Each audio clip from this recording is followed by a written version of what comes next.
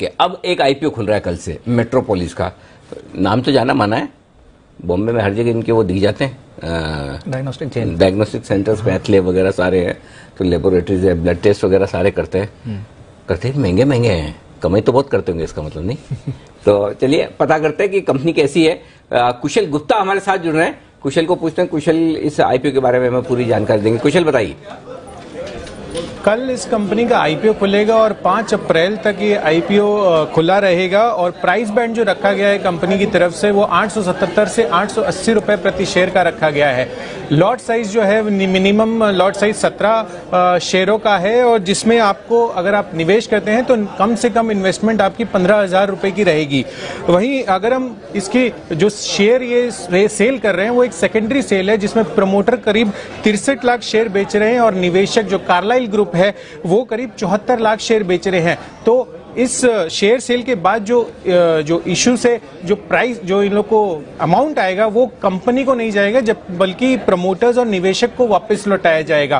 पर मुद्दे की बात इसमें यह है कि जो कारोबार है वो कंपनी का देखिए, इसमें बहुत ही 3 पॉजिटिव पॉइंट्स हमें दिखे, जिसमें पहला पॉइंट था कि कंपनी जो है उस पर कोई भी कर्ज नहीं है और दूसरा पिछले 10 सालों में कंपनी ने इनऑर्गेनिक ग्रोथ किया है, 15 अधिग्रहण किए हैं और वो पूरे के पूरे अपने इनके जो कैश इनफ्लोज आते थे उसके हिसाब से उसके मदद से किए हैं। और तीसरा जो बड़ा पॉइंट है वो है कि ज्यादा मार्जिन वाला जो B2C बिजनेस है उसमें ये लोग आगे आने वाले सालों में बढ़त करने वाले हैं। मौजूदा इनकी 43% आय B2C से आती है और अगले 1 या 2 सालों में ये करीब 60% करने की योजना बना रहे हैं।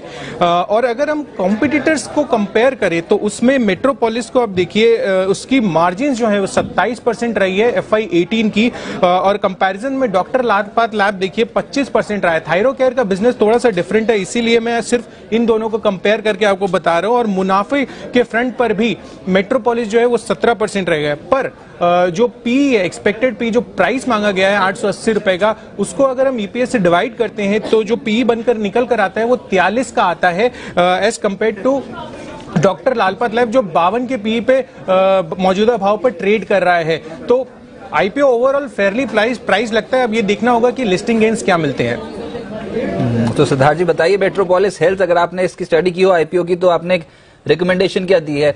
पैसा लगाया जा सकता है इस आईपीओ में?